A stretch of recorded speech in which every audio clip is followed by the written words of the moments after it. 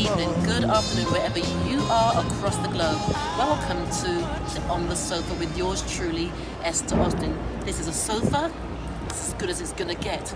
Well, today, ladies and gentlemen, with me I have Bobby Wilson. Now, I could say that he's the son of Jackie Wilson, which he is, the legendary Jackie Wilson. But also, Bobby is a person, an entity, a legend in his own right as well. And I always like to make that clear when I'm interviewing the sons and daughters of legends, that you are a legend in your own right. And it's an absolute privilege. Couldn't sleep last night. So Bobby Wilson, Bobby Wilson, Bobby Wilson. So Bobby, thank you so much for taking the time. Thank you, thank you. Thank you. And you know, before I came out to interview Bobby, and I'm not going to share, but I was always curious about how old is this man, because every time I've been tracking him on YouTube, he looks the same. But I'm not going to tell you. That's for you to make up your mind. But Bobby, 27. okay, cool.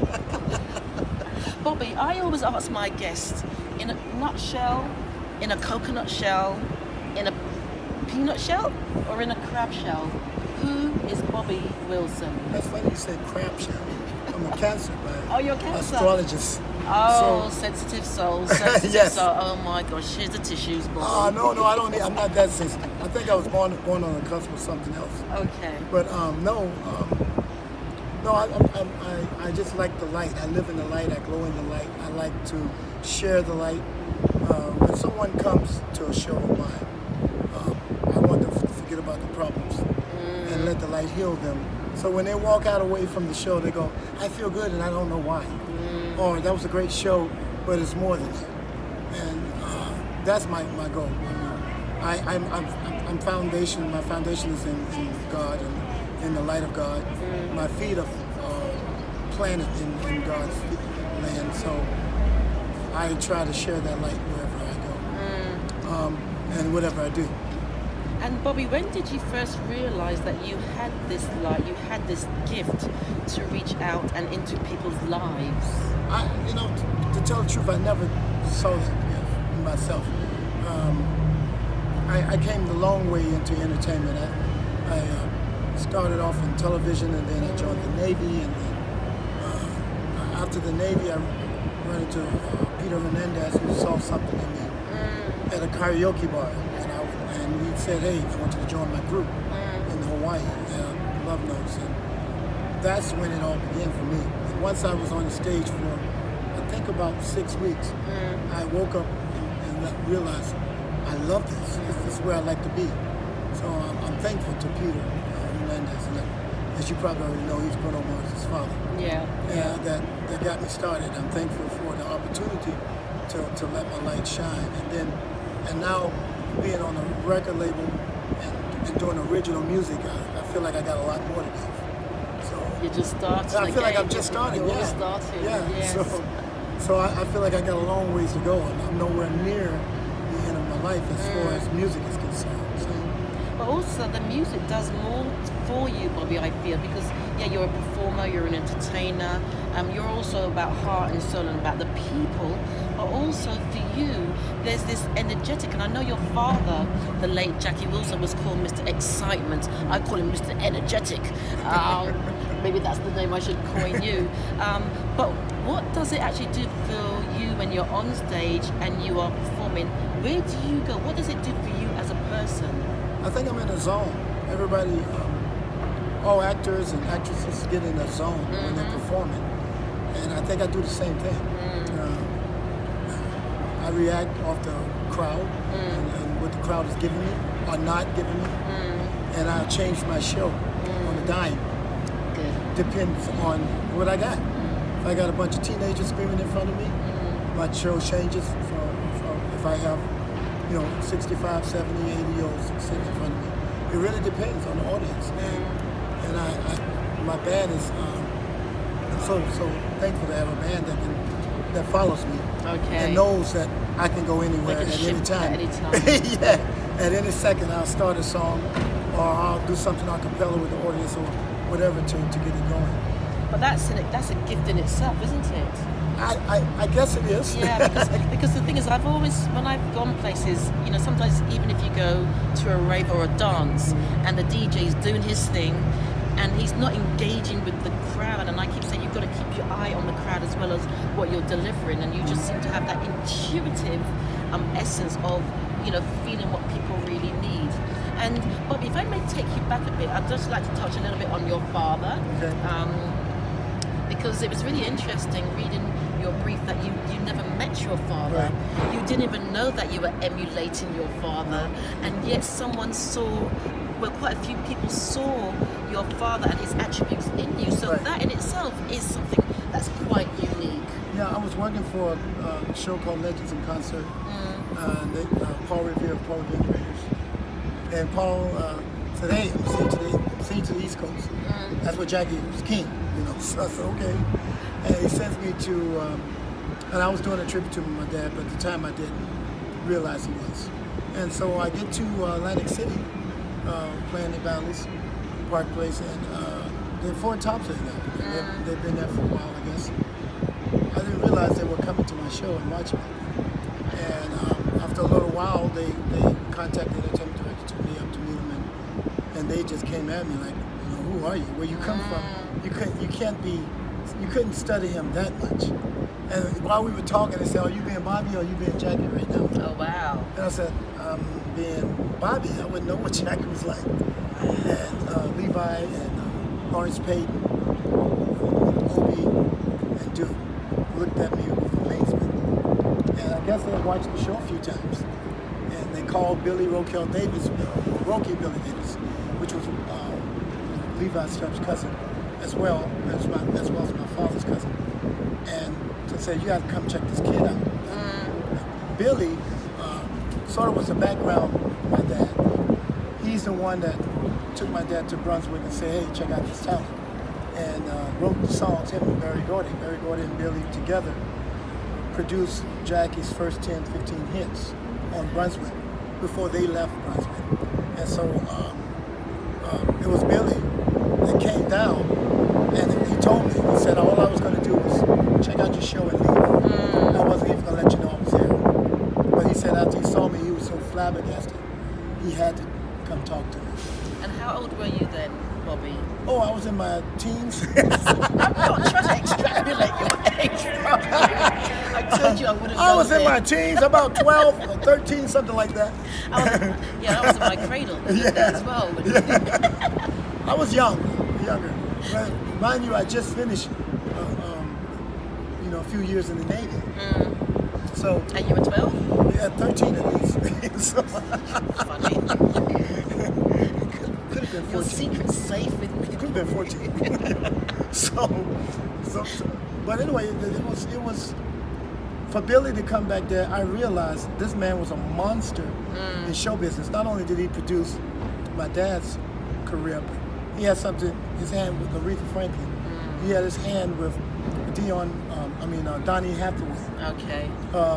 He had his hand on so many groups, and he was original Four Top when they called themselves the Ames. Before he became a writer. Then he also did 20,000 commercials with Erickson McCain Advertising Company, and he eventually became one of the vice presidents of that same company. He produced the film documentary on I Like to Teach the World to Sing. Okay. Remember that? I like to teach the world to sing. Perfect harmony. He was the one that originated that, and he did their 20-year reunion. Okay. So Billy did a tremendous body of work, working with Chess Records, Stax Records, Motown, and Brunswick. And the man behind the scene. And he was one of my first mentors in the business. It was Paul Revere first, and then Billy. Yeah. So. And throughout all these years, Bobby, you've spoken about your faith, but what have been some of the challenges as you've grown? I mean, this gentleman was your mentor, but for you to get to where you are now, what have been some of the challenges that you've experienced? And then what have been some of the tools or techniques that you've personally used to keep you going? Well, I've been lucky because I was grounded in the foster home where my mother was a strong Christian, baby girl of 12 brothers. And she had 12 brothers, and half of them were ministers. Okay. Her father was a minister. So she was a very strong Christian woman. So she taught me that there's nobody dependent in this world but me and God. And she says that it's not your fault for why you've been here. It's not your fault for the things you're going through. It's just your deck of cards that you were given. And God, and you do it one-on-one with God. You don't give it to no man. You don't give it to no woman. You give your trust, your love, and support to God. And that has been my mentor. That's been my foundation. I've had many mentors, from church leaders, growing up in South Carolina, Trinity Baptist Church, church leaders to teachers. Someone said it takes a village to raise a child. That's right. And it's true. That's right. Provided if that child is willing to listen, provided if that child has a vision. It really does take a vision and a dream to grow. Without a vision and a dream, you're like a car without gas. Yes, definitely. It's just useless, and your life probably will seem useless. What's good with a beautiful Mercedes with no engine? Yes. Great showpiece, Yeah. but nothing inside. No, nothing inside. And so, thank God, I've had quite a few challenges. I had physical challenges as a child, and then in this, finding my way in this world. Actually figuring out what I'm going to do as an adult, as a parent, as a father, as a husband. There are challenges, but I've learned an old saying that my mom used to say: when you get dirt thrown on your shoulders, you pat it off and you pat it under your feet because it rises you. Fantastic. Say that again. Just say that again. Any dirt that's thrown on you, dirt from life, people, jobs, your own children, you take that dirt and you knock it off your shoulders and you pat it under your feet and you stomp it on your feet, because the more dirt you put under you, the higher you rise. Brilliant. Love that. Love that. It's not mine. It's my mom. I've studied from other leaders, Deepak Chopra, Lois L. Hayes, the Bible, Christ's teachings, Buddha. I mean, I really studied a lot to make who I am. And do you feel all that studying came from or because of the challenges that you experienced? And there's one sort of question that I really want to ask you around that is, when you found out that Jackie Wilson was your father because you never met him, how did you feel about that? It was a little bit set me back a little bit. Why? Because I started off in the impersonation field. Okay. And so all the people working around me, I was hearing their whispers, Okay. and what they were saying and what they were thinking, and it made me step back, and examine myself, and then as I grew closer to the family, I started learning the dynamics of the Wilson family. So I took on another family.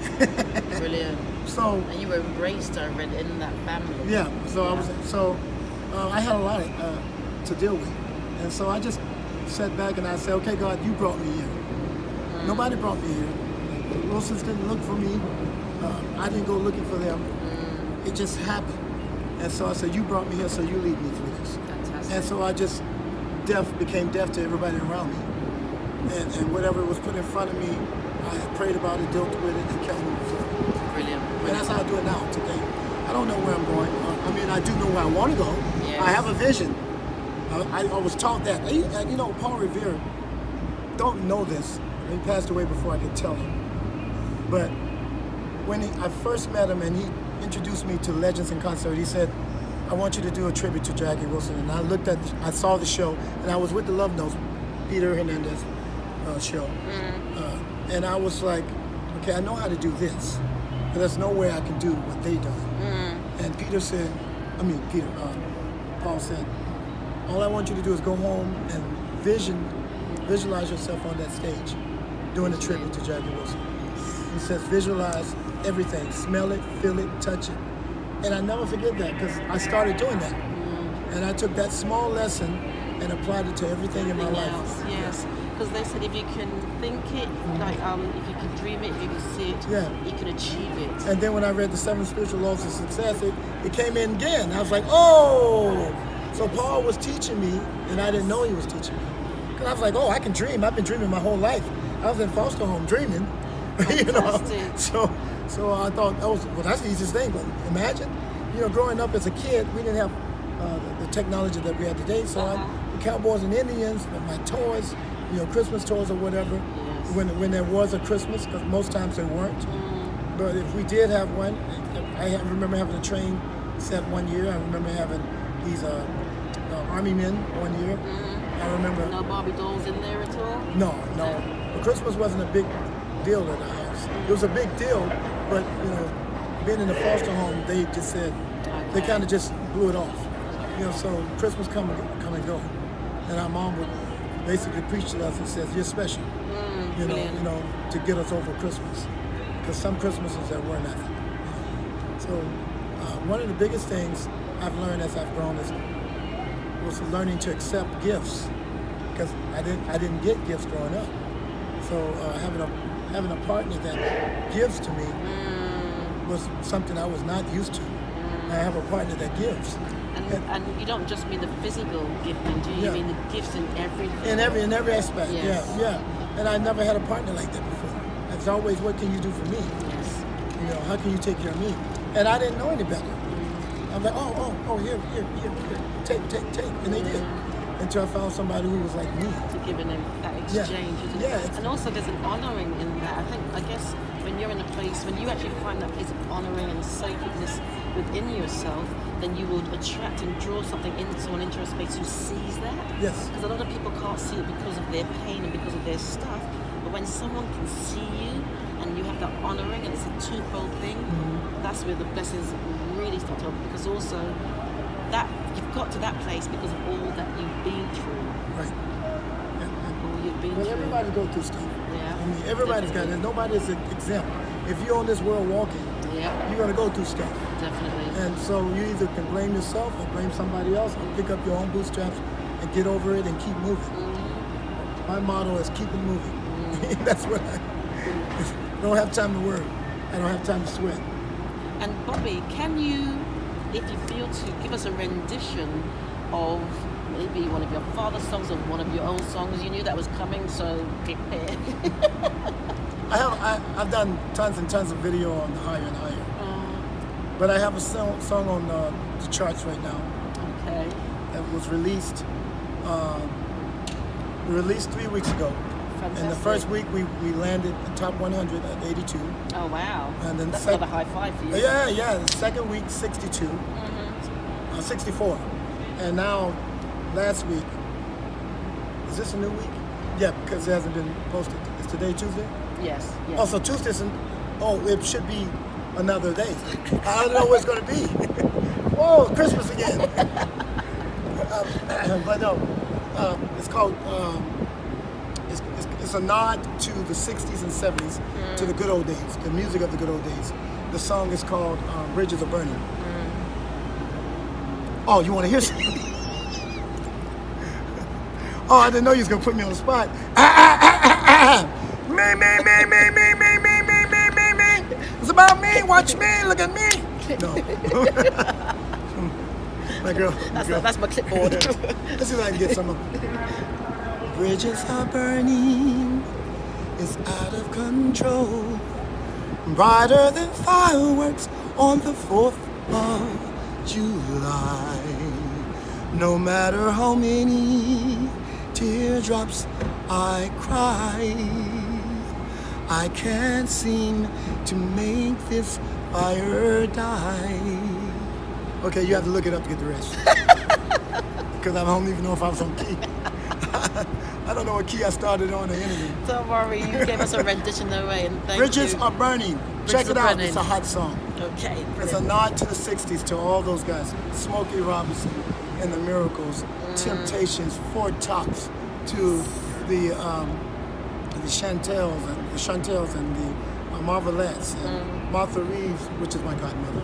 Okay. Tina Turner. It's a nod to the music of the old days. Percy Sledge. That song, we tried to capture that time in the music. and it seems to be doing pretty well. People are catching on, and what's getting me is the young kids like it. I think there's a lot of young kids that are listening to, we say, old school music, old classics. Yes. Yeah. I know my son, he's 24, the youngest is 24 soon, and I've caught him listening to, Luther Vandross, all the oldies, and they're doing their remixes as well, and I'm like, that's a remix, because that was done back in my day, and I'm not going to tell you how old I am either. Right. 27. That's right. So Bobby, in winding down, for anyone who's got a vision, because you talk so much about your dreams, and I can imagine being in a foster home on your own, not knowing, not feeling loved, not having. Well, see, I didn't have that. I did feel loved. Oh, you felt loved? Yeah. My mom, I knew she loved me. You mean in the foster home? Yes. Okay, yes. apologies. I was in the same foster home from. She said she thinks she got me around 6 months old. Okay, apologies. So I was in. No worries. No. I was in the same foster home till she passed away. She passed away at 96 years old. But no, I always felt that she loved me, and she had her faults as well. But I never held it against us. I think maybe because of the teachings, maybe because of being in her constantly preaching. I mean, she made me learn how to iron my own clothes at 7 and 8 years old. Oh. Learn how to cook and clean at 7 and 8 years old, because she goes, I don't want you guys growing up to depend on a woman. You don't need to depend on a woman. You need to depend on you. And so, and I remember like, I should making us do all this stuff, this crazy woman. But it paid off, because when I joined the Navy, these cats had to learn to fold their clothes and make their beds, which was something I've been doing since I was tight. So my bed was tight. Life skills. Yeah, so they're looking at I remember the drill sergeant looking at me like, yeah, he already know this stuff. Stand down, stand down, soldier. I said, shoot, this boot camp is a breeze. I already been through boot camp. Fantastic. I was cocky. And he kept telling me, and I know a New Yorker when I see one, because he says your birth certificate is confusing because it has New York and South Carolina on it. So which one? I think you're a New Yorker. I said, no, I was born in South Carolina, because I thought I was. Right, okay. But I found out later, no, I wasn't. New Yorker. New York. And he knew I was a New Yorker, because he kept calling me a New Yorker and making me do extra stuff like run with my rifle over my head in the sun for hours. And also, was that because you were cocky? Because he thought I was cocky. Yeah, and I guess also you just had this, you were so grounded within yourself, I guess he was just testing. He was trying to break me. Trying to break you. Boot camp is about breaking you down, stripping you up, and then rebuilding you. So there was no breaking me. But it served you for who you are now. It served you for your journey. Right. So where to now for Bobby Wilson? Oh, we're gonna put this single. We got this single out. We got another single that's gonna come out later on in the year. Or maybe I might wait till Valentine's to release the second single. I'm going for the masses. I want to entertain the world. Okay, I want to go to China. I want to go to Hong Kong. I want to go to Russia. Russia. Don't talk about Russia. I want to go. Why? Different subject. Okay. Off record. Yeah. I want to go Sweden and England and all of the parts of the world, Africa, South Africa mainly. And what is your message, Bobby? Though, so you want to go all over the world. What is the crux of your message, or what is the message that you want to take across the world? I'm sharing my light. Fantastic. That's it. I'm not nothing brilliant. That's it. Sharing my music and sharing my light. That's it. Because music is it is almost who I am. It's not totally who I am, but it is almost who I am. Because it's a lot of music in me. But there's other things. I definitely love the stage and screen. I love acting. I think I might like that a little bit more. I love that a little bit more than singing. Okay. Because I've done a few stage plays, I've done some stuff in front of film, and I can eat up the camera. I just love the camera. Well, since you love the camera, can you show me a few moves? Oh no, I can't. No, no, yes, you I can. have no. Put your glasses on. No. To recognize you. Just a few. Come on. You can't do that to I'll me. do them with you. I don't dance. I'm not a dancer. What is it that you're doing on stage? Okay, you just do a move then. Let's just shake a leg. All right, hold Just on. show me that. Okay, here we go. Hold on. Here we go. We're gonna do this thing, all right? All right, you ready? I'm ready. Okay. Okay. Here we go. Come on. Ladies and gentlemen, Bobby Wilson, thank you so much for your time. Thank you. Thank you for sharing, and oh wow, it's been an absolute pleasure and blessing. And you know, listen to his message. He talks about dreams. He talks about visions. From a child, he had the dream to be who he is now, and he's still dreaming. Yes. And so I would always encourage. I would always try to motivate you to what is your dream, what is your purpose, and if you don't know it, just try something. Jot it down. That's right. Write it down. That's the Vision easiest board thing it. to do. Easiest thing to do is to sit down and get a blank sheet of paper and write down everything that's in your head, positive and negative. Just get it all out. Everything. What you love, what you hate, what you can't stand, what you just love to do. Even dreams that you think are just totally impossible. Yeah. Totally impossible. Like flying to the moon, flying to Mars. For me, interviewing Bobby Wilson, that's, you know, just that's possible. Just to get all these interviews that I'm doing, you know, people keep saying to me, how do you get access to these artists? Do you go through their PR people? Sometimes I do, but a lot of times I don't, because I'm persistent, and it's be consistent, and you will get to where you want to get to. Here's a universal law. What you seek is seeking you, but you have to know what you're seeking. You can't be in the circle of I don't know, because then everything stands still.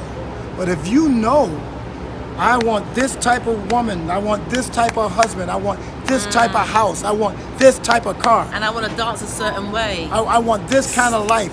If you know, then it seeks you. It's universal, and it's positive and negative. Yeah. It's positive and negative.